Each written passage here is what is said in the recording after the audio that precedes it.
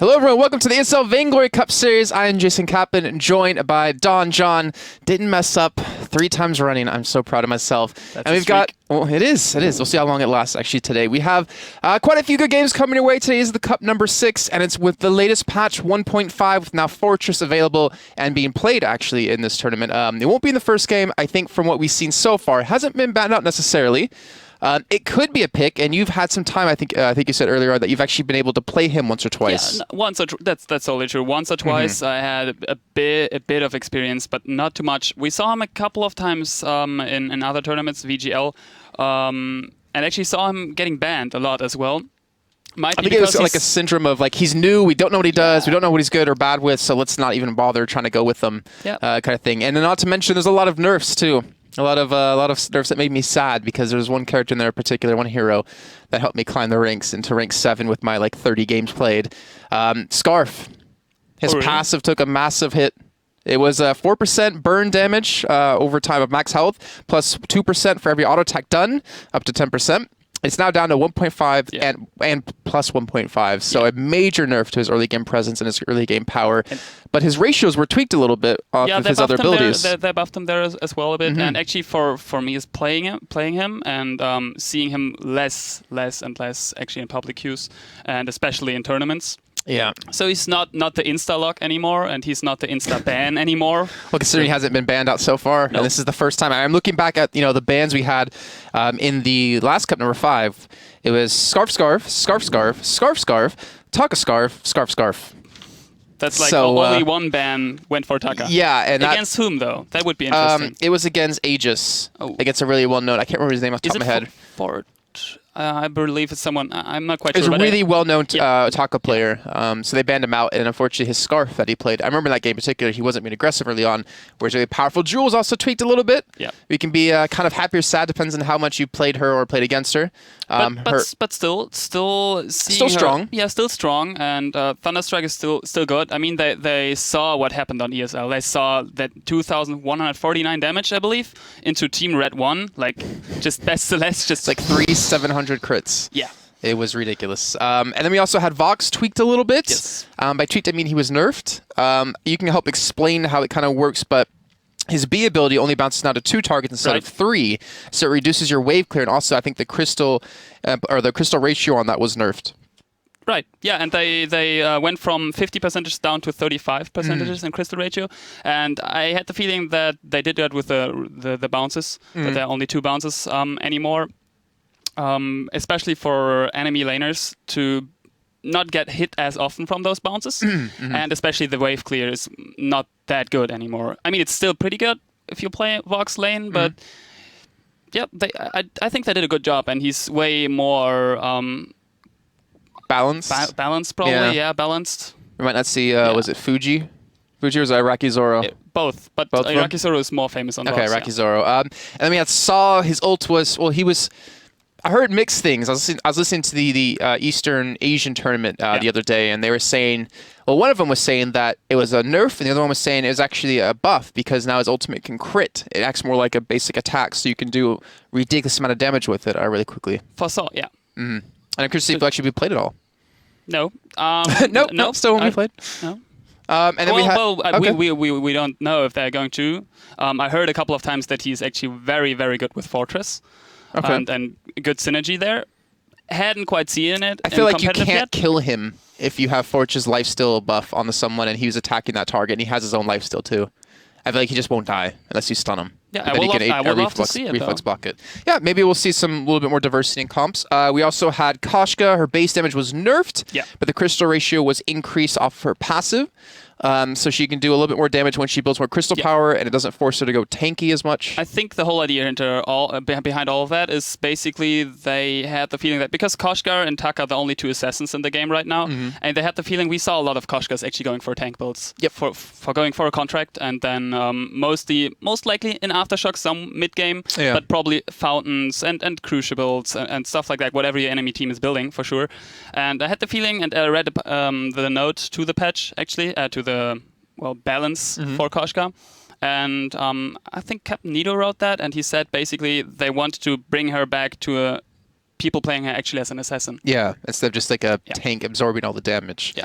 And then we also had Celeste with a little bit of a tweak, which kind of plays with our minion mine changes recently, where Celeste does, instead of 50% damage to minions with her abilities, it now does 25%, so she can't wave clears quickly, but the minion mines now impact the minions immediately once you take them, so the lane minions immediately get stronger and can actually push turrets down relatively easy if they're grouped up. Yeah, and that's actually probably due to we saw that in competitive so often, no one actually picking. Well, the thing is, we didn't see them taking minion mines. That's the big thing. We had 15, 20 minute games, and no one captured ever a minion miner because it's just not worth it. Maybe I mean it's 200 gold, always had been when it is full, but right now you get actually the feeling if you leave the lane and the minion miner of the enemy or one minion miner is captured of the enemy, the minions are way stronger, and with a big crowd of minions, they actually are possible. Yeah, and I was actually push down the turret. I was thinking and wondering how people were using the minion mines, if they even did use it at all. And the problem that I saw was that teams were depending on the enemy team to get in the jungle, where they can catch them off guard and pick up a favorable fight instead of diving them under turrets. So by taking the minion mine, it's like, all right, you're shoving the lane for them so they can sit their turrets, get free farm, and not have to go into the jungle. But now the minions will push a little bit quicker and a little bit harder, and maybe that'll allow them to take like the Kraken or something like that if they want to go to it. For example, I mean, we saw that by a couple of teams when they were ahead already, they tried to pick both minion mines and then get the full strength into the lane, and then the laner can leave and can help roam and can help pick up jungle farm of the enemies and actually get objectives like Kraken or a gold miner. Yeah. Yep. And then we had introduction of a new item, Contraption, was added in. So it's basically, it's an upgrade from the contract, if I'm not mistaken. Yes. And it accumulates stacks over time, and I think it goes up to 3 stacks. And from there, you can put a scout trap down under you if you use it like right under you, or you can use it as a flare if you use it away from you, kind of thing. So it kind of helps. It's kind of like a standard support item, I would assume, to keep constant vision and to get that vision when progressing into the jungle when you've lost sight of things. Yes. And it's actually, you have three full loads of it. Like if you use 1 scout trap, 2 flare guns, you have 25 seconds until it's reloading. So it gets a charge again, to get the charge back. Yeah, so that'll be cool to see if we have that picked up at all. And also, the last time I wanted to touch on was the Broken Myth, where I don't know if you want to talk too much about it. I can. We could just basically surely hop over it since we have actually Angan and Red already waiting here. Okay. So what they did basically, they pushed that for a late game item. It's now with actually you have to buy a crystal bit and a heavy prism. Prism. It's the prism. I think they added into it. Yeah. I could have read it wrong, but they definitely added an extra component to it. Let's just say that. Right, and you're now doing actually crystal damage and percentages of crystal damage of your total crystal damage, and not anymore piercing. Yeah. Shield. So it gives you 10% amplification. It stacks up to 3 instead of 5, so you can get 30% extra damage off your abilities. Could be a strong item. I can't wait to see it actually be used. It's kind of expensive, so it's going to be only late game. But well, we won't see like the Taka ability and what are the piercing items right before it, like 5 of them, and just to burst down a person. But yeah, we're going to tell them to start the game up. Let's actually get this one underway. Sure. It's our first game. It'll be into the quarterfinals. I'll go share the brackets really quickly while you do. Go ahead and let's get that done really quickly for us. Let me just make it look all fancy. Yeah, I could. We do have bans already, like NKN banned Jewel and Red 2 banned Celeste, and that's quite interesting because... Wait, no. You told me it was the other way. Wait, which way is it? I heard they said Jewel was banned by Red Team 2 and Celeste was by Unknown. Yeah, that's what I said. Oh, I thought you said the other way around. Oh, it's banned. Okay, yeah. Okay. So Red Team 2 can't use Celeste, and Unknown can't use Jewel. No, the other way around. I'm so confused. I can explain it because they have actually Rev 29 on the team of Red 2, and he's like playing so much Jewel lately and doing such a wonderful job. We saw that in Red 1 versus Red 2 quite often, and we have Hulk. No, we said we're going to call him Hulk, right? Yeah, because his name isn't actually what it is. It actually means donuts in Russian, his name, but that's what we asked him right before the match. And yeah, they banned Celeste against him because he's a wonderful Celeste player. Okay, we can see the brackets really quickly before we do hop into the picks. We have Prodigy up against Wild Panthers. We have Team HC up against Feet Spell, and Unknown up against Red Team 2, which is the game we're bringing you now. And House of Batiatus up against Red Team 1 in the lower quarterfinal. And I believe we can go and drop straight into the game now and see how this one goes. Why don't you walk through the picks, because I do see a rabid dog there on the screen. I see Taka's son, I believe it is. Yeah, we have Rixen playing actually the new hero, which is going to be interesting. He's going for the support, is going for the contract, so is trying to fit in that role. And actually, I heard that Red already appeared a couple of times with double assassin, which would be Koshka and Taka, combined with Rixen playing Fortress. So that's going to be quite deathly, actually. Sorry, I'm just seeing if our stream broke because apparently we're not moving on my side, but we should be good. We should be good. Continue. Okay, so yeah, we do see actually nowadays a particular quite common double lane with two Koshkas, both on a book, actually. So both looking for that sustain against each other. That's going to be quite interesting. Who's going to make it here? Because an interesting point of being Koshka lane is you want to jump into a team fight against your enemy laner if there are a couple of low health minions around you, because then with your book you can use one Twilling Death and you're regaining so much health back during that team fight, and your enemy might not see that coming. Well, let's see. Looks like Mazazi on Jewel going to be pushing Huck, getting very low, but he should be able to just completely get away from this. But he runs right into a trap. He's actually going for the fight here too. Raph, very low on HP. He might have to get out of this one. He's only level 1. He can't actually stealth up, and he's so low on life, but the Thunder Strike through the wall. Mazazi gets the kill, and now looking for Rixen, who's trying to run away from this. And I would imagine he should not be able to, because a stun will be coming in, but look at me now coming down to help out. And Mazazi, again, trying to force them back. Medic coming up from the side, does get the A over the wall, and now Rixen is on a sliver of HP, goes taken down by Medic, who's looking now for Look At Me, who's trying to go back to Mazazi. You better be careful, you're tanking up the jungle minions, and Look At Me will fall. That'll be a 3-for-1 lead for Red Team, or for Unknown. They didn't get the ace, but they picked up the kills, and that is a decent start. Yeah, it looked like a good rotation down from Look At Me at first, but then we actually saw Medic doing the same, and then, yeah.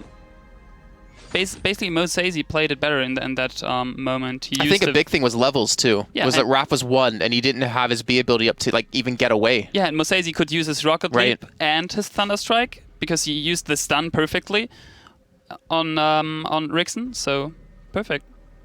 Okay, so a strong start for Unknown. I see that would turn into items in just a little bit, but I think Medic's to get some solid control of his lane now that Look At Me has already been taken down. And actually, I always thought Look At Me was the jungler.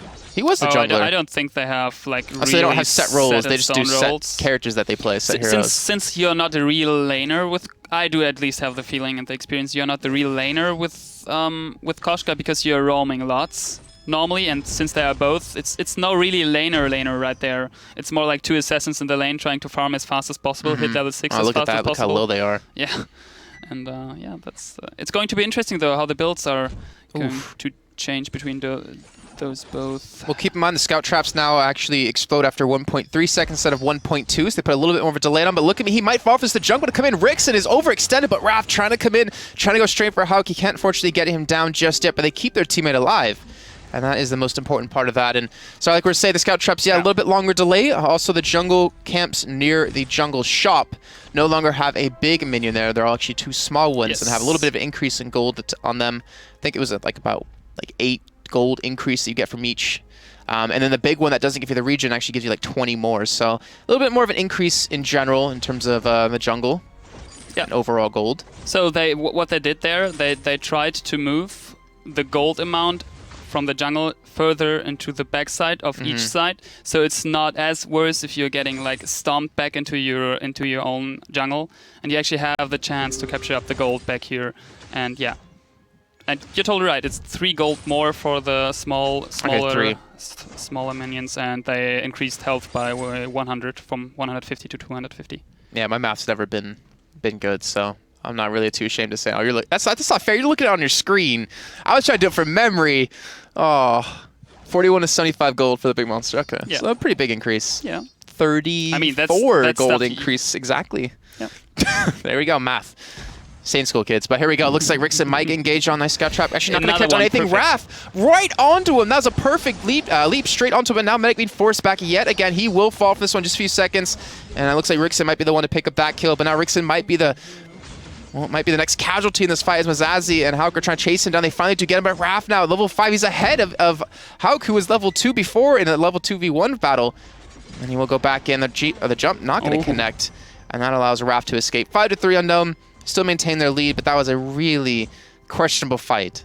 Yeah, especially we saw Mosaisi actually jumping in without vision into that bush, and he literally, by luck, hit Rixen perfectly. Well, did they flare it? I could have sort of saw a flare, but I don't know who it came out of. That's the question for me. That's a big question. But it was still a really good leap right onto him. But unfortunately, it was like miscommunication or something. Like he wanted to go straight for Raph to get him out of the fight, but the rest of the team wanted to go for look at me instead. And a really hectic fight, I think we can both agree on. Yes. So we have actually, in terms of stuns, because that's always like a super important part of especially Jewel and Fortress here, we only have one stun on the side of Team Red 2, which is Look at Me with his Yummy Cat and Frenzy, which is not quite a stun there. By the way, there's a Mosaisi getting down. Actually, we saw that burst damage by 5 full stacks of Red Rixen's heroic, not heroic perk, his Immortal Wound. No, Mortal Wound, not Immortal. Mortal Wound. So that's actually his B ability. Yeah, but it's also stacking by allies who are hitting after he got. Oh man, those. Did you read the names of the abilities? Actually, no, because there's no way I remember how to say all the abilities. I haven't even played them yet, unfortunately. They are so funny. It's like Truth of the Tooth, Law of the Claw, and Attack of the Pack. So they all like kind of rhyme. Yes, literally. No? Yeah. So yeah, and if you use Law of the Claw onto an enemy, it's actually going up to 5 stacks, and if you get those 5 stacks fully in, the enemy gets an Mortal Wound, and that Mortal Wound is slowing you down and slowing actually your health regenerations down by 33%. And also, every source you're getting for example, Deadman's Rush from Cruel, it's less effective. And that's also for Taka, if Taka is forcing a Mortal Wound, since she can do that with her X-Retsu, if I'm not totally wrong there. Oh, Rixen trying to go in straight into Medic. This will be a scary fight as they're looking for stacks. Zazie unfortunately missing his leap. But they're going straight for Raph again, who can stealth out of this fight. He's not going to do it just yet. He's still doing a lot of damage. Hauk might go down for this one. A nice Yummy Cat McFrenzy from Medic does allow him a little bit of time to escape. But only extra time to his death. The ace going to be coming in. Well done by Red Team 2. They're going to get at least a turret, I would assume, off of this too, as they're looking to maybe force back. And I think we're seeing as well why, you know, Fortress and Saw can go so well together, because Saw can stack, or hit that 5 stack quicker, since he can just sit there and auto tag as long as he has the opportunity to do it. Actually, Fortress using a Law of the Claw on multiple targets. Saw is fully stacked on 12 with his attack speed is just ridiculous good, and then he's probably like even getting 2 Mortal Wounds into the enemy team, and that's kind of slow, and especially if you have a slow on yourself and you're around Saw, that's just something you really don't want. You don't want to stick around him if he's fully stacked. All right, this is completely off topic, but I'm curious. You ever watch or read Naruto? No, the anime? I watched it, yeah. Okay, doesn't Fortress look like the Ninetales fox? The eyes, that's the eyes is what does it for me when you see him in game, and like the same face. Then again, it's a wolf, and we need to ask the devs if that is maybe their idea. Like I don't know. I maybe some ideas up there. But not quite sure. I didn't watch so much, so I can't back you up there. Sorry. It was just some random thought while we had a little bit of time since that ace. But they didn't actually take the turret. But they're still now ahead in kills 7-5. Well, they took it. Oh, they did take it. Sorry. Yeah, ahead in kills, ahead in turrets, ahead in gold as well by 2.5 thousand. Yeah. And look at me, he's got to be a little bit careful. Medic doesn't have his ultimate online just yet, as Rick's not coming in. Huck, look how much damage he's taking as Raph sits in the entire big red button. Oh. But as the ult is being used by Rickson, they're chasing him away. They're able to pick up 1 kill, looking for maybe the second, looking for the third. And that will be another ace coming in for Red Team 2. Remember, Red Team 2 is actually like 6 in the standings. We're unknown as, I believe, rank 3. Yeah. So, attack of the pack, the first time coming in from Red Rixon. Actually, he used his boots and Law of the Claw to get, I believe he was down in jungle with Rev to get him faster into lane to help Look at Me, who was kind of in a bad spot because a Rocket Leap would probably secure him in that moment. Actually picking up the minion miner here. So we talked about that. The minions from Team Red 2 are now instantly upgraded and are doing more damage and pushing the lane even more. I want to see how that's really going to work out when it gets to, you know, weeks down the line of the patch being deployed. I mean, it took a little bit. Actually, it didn't take that much time for people to realize Scarf was really overpowered, you know, in his state back then in 1.4. I'm curious to see if Fortress might get the same kind of treatment. I think the devs are even telling us that He's actually pretty balanced in his current state. Just about you have to learn how to play him and how to counter him. And Infusion's being popped, at least for Look at Me. The jump going to come in on Mazazi to keep Rickson away, but again, that's not the target they want to hit, and this has got to be very careful. Unknown can't afford to lose another big team fight, and you're seeing both Takas go haywire against each other, going in different directions, but Mazazi looks like he will fall, and now it's all onto Medic, who's going to be chased down. And with 3 seconds left on Yummy Cat and Frenzy, Medic, he's not going to escape this. Yeah. Not even needing to use the ultimate, and that'll be another ace coming in 10.5 minutes, and maybe another turret. So it's working for Team Red right now. Really, really good. I mean, we're 10 minutes in. It's going to be the third tower who's, well, not jumped the gun, but no, that's they're going to take it. That's so god. Look how fast that dies. I might even get another fight off the back of this. Mazazi, you can't continue to afford these fights. He's not as tanky, unfortunately, as he wants to be. And we're starting to finally see the minions get cleaned up, but the damage has been done. Look at that gold difference. They're almost double. Yeah, almost double the gold. So if you would play on NKN right now, Unknown. Oh, let's ask the noob here what he would do. Well, I wouldn't force those many fights. I'm not asking because you're a Vainglory pro player, but I'm asking because I am like tier 7 skill. But you have like really good knowledge of MOBAs. Okay. In general, so you should have kind of an idea, maybe. Okay. Well, my first idea would get a contraption on Mazazi. You need those scout traps and flares.